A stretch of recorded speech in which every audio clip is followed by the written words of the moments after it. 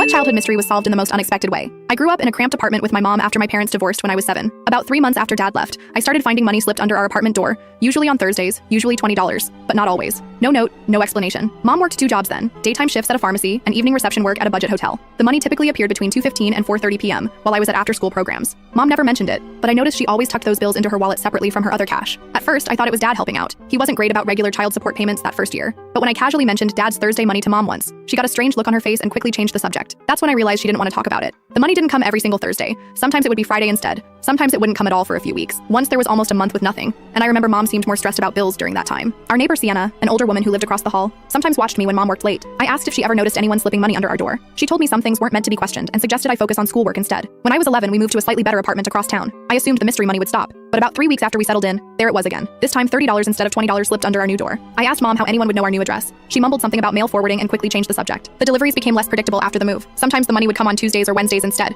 Occasionally there'd be $40 or even $50. During winter, there were stretches of 2 or 3 weeks with nothing, which Mom explained might be because of the snowstorms. In middle school, I developed elaborate theories about the mystery money. The inconsistent schedule made me think it was someone who knew us but didn't have a stable routine themselves. I even suspected Mom's boss or a distant relative. The summer I turned 14, I decided to solve the mystery. After several failed attempts, I finally got lucky. I was home with a legitimate fever when I heard something at the door. Looking through the peephole, I saw a middle-aged man in a gray jacket slipping an envelope underneath. He glanced around nervously before hurrying away. I grabbed the envelope. It contained $30 and a grocery store receipt that had been accidentally included. The receipt showed purchases from a store across town. That night, I told Mom what I'd seen. She seemed resigned rather than surprised. She explained that the man was named Joe, and he'd worked with my father years ago. When I pressed for more information, she firmly told me to leave it alone. I didn't. The following spring, I was walking home when I saw the same blue Toyota parked near our building. I waited and watched as Joe emerged from a nearby cafe. I approached him and introduced myself. I asked why he sometimes gave us money. He hesitated before explaining that he and my dad had a complicated history. He suggested I talk to my father if I wanted the full story, then quickly left. When I confronted Mom again, she finally admitted that the money wasn't as anonymous as I thought. She'd known it was from Joe all along, but had agreed not to tell me. She explained that Joe and Dad had a falling out years ago, and this was Joe's way of making amends. She didn't elaborate further. The money stopped completely for about 6 months after that conversation. Then it started again, but differently. Gift cards to grocery stores or department stores instead of cash, usually mailed to our address every few months rather than delivered by hand.